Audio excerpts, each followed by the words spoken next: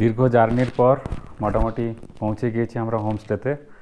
এখন একটু এই ফ্রেশ ট্রেশ হলাম, তো একটু রেস্ট, তারপর চারদিকটা ঘুরে দেখব। আমাদের যেটা প্ল্যান, দুদিন কিন্তু আমরা এখানেই থাকবো, আমরা অন্য কোথাও যাব না।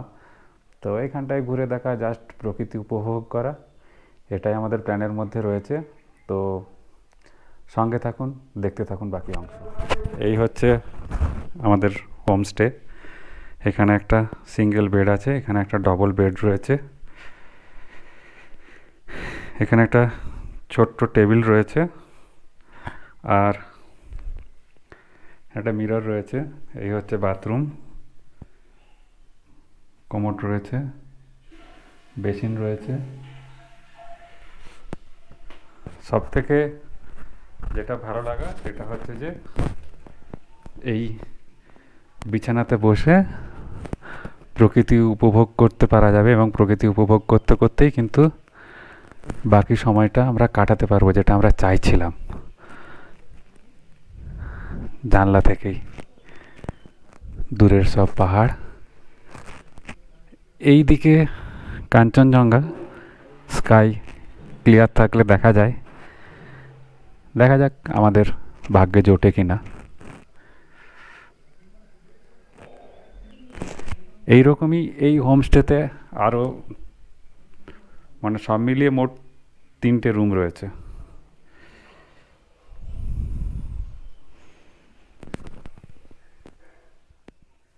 আজ ইচ্ছেগাঁওয়ে আমাদের দ্বিতীয় দিন। আমরা ঘুরে বেড়াচ্ছি কার্যত ইচ্ছেগাঁও। এই মুহূর্তে রয়েছে ইচ্ছেগাঁওয়ের সব থেকে টপে, এবং আমাদের পিছনে এই যে রাস্তাটা, এই রাস্তাটা ধরে মোটামুটি 1 কিলোমিটার রাস্তা। এখানকার স্থানীয় বাসিন্দাদের যেটা জিজ্ঞাসা করলাম, 1 কিলোমিটার মতো গেলে এই পাহাড়ি রাস্তা দিয়ে জঙ্গলের মধ্য দিয়ে সিলারি গাঁও যাওয়া যাবে। ছোটোখাটো একটা ট্রেক, এবার হয়তো হবে না, তবে অন্য কোনো বারে যদি হয়। তো একদম উপর থেকে পুরো গ্রামটা আমরা ঘুরে দেখব এখন, সেরকমই একটা প্ল্যান করেছি। আমি রয়েছি, আমার সাথে শশাঙ্কও রয়েছে। চলুন সবাই মিলে আমরা এখন এই গ্রামটা ঘুরে দেখি। প্রত্যেক বাড়িতেই পাহাড়ে যেমন ফুল গাছ থাকে, রং বেরঙের নানান ধরনের ফুল।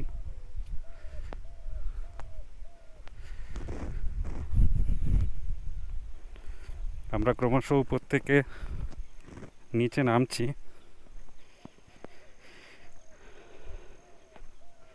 একদম নিচে খালি চোখে দেখা যাচ্ছে, ক্যামেরা হয়তো অতটা জাস্টিফাই করবে না, তিস্তা নদীও দেখা যাচ্ছে এখান থেকে, এবং তার ঠিক ডান দিকটাতে সিকিম, আর আমাদের এই যে বাঁ দিকে দূরে একটা টাওয়ার দেখা যাচ্ছে, ওই সাইড দিকে আমরা এসেছি। তো রামধুরাটাও এদিকে, ঠিক এই পাহাড়টার পরেই রামধুরা, আর এদিকটাতে কাঞ্চনজঙ্ঘা দেখা যায়। মেঘ বেশি ওদিকটাতেই করে রেখেছে।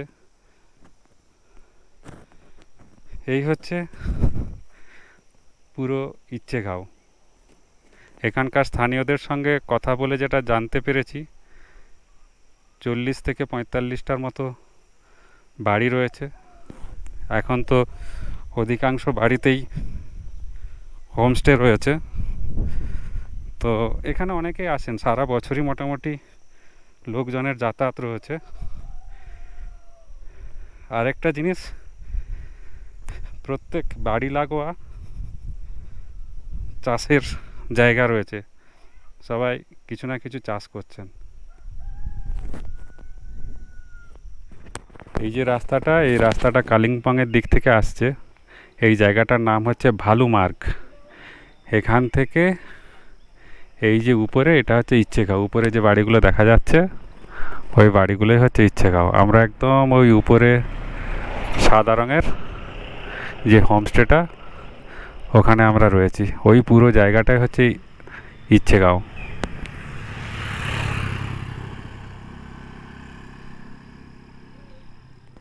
আমরা এই মুহূর্তে দাঁড়িয়ে রয়েছি রামধুরাতে।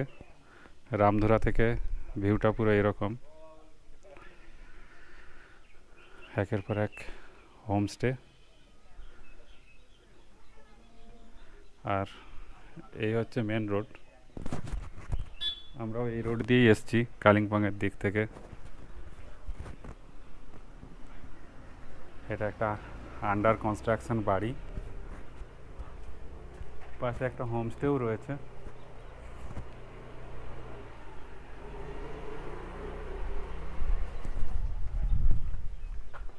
অসাধারণ।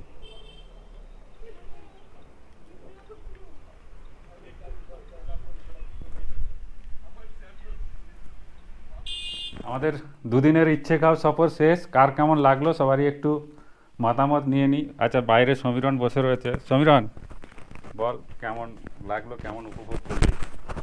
ফাটাফাটি লাগলো।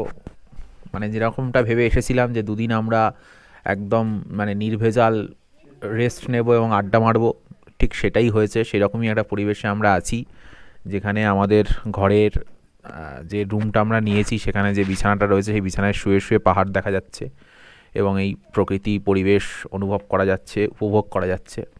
তো আমরা দুদিন ধরে সেটাই করলাম, চলে যাচ্ছি, তাই জন্য মনটা একটু খারাপ। আবার আসবো, নিশ্চয়ই আসবো কোনো না কোনো দিন। এবার রঞ্জিত হালদারের সঙ্গে কথা বলবো। রঞ্জিত অ্যাকচুয়াল এই ট্রিপের ক্যাশিয়ার। তো কত কি খরচ হয়েছে, কি হয়েছে না হয়েছে, সেই বিষয়টাও হিসেব করছে। যাই হোক, হিসেবের ব্যাপারটাতে পরে আসছি। রঞ্জিত, তোর কেমন লাগলো বল?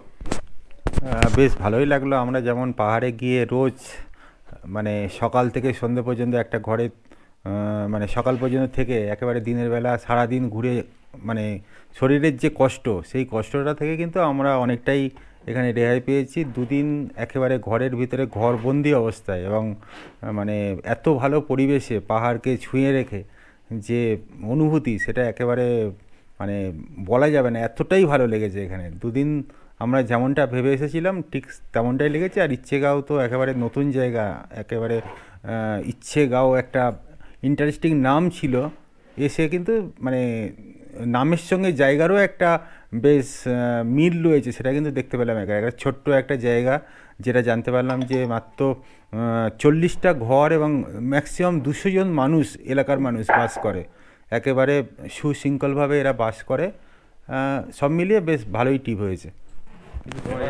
এবার এবার চলে যাব হচ্ছে, এবার রঞ্জিতের কাছ থেকে চলে যাব শশাঙ্কর কাছে। শশাঙ্ক হচ্ছে এই মানে প্রথমবার ও পাহাড়ে এলো, তাহলে ওর মতামতটা সব থেকে বেশি জরুরি। ওর কেমন লাগছে? শশাঙ্ক, তোর কেমন লাগছে বলবি? এরকম এক্সপিরিয়েন্স সত্যি এই প্রথম, এবং প্রথম পাহাড়ে আসা, এর অনুভূতি আর কি মানে অদ্ভুত লাগছে।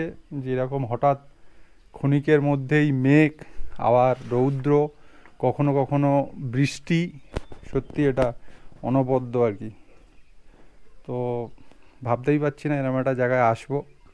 যাই হোক, দাদাদের সৌজন্যে আসতে পেরেছি, খুব ভাল লাগছে, এইটুকুনি।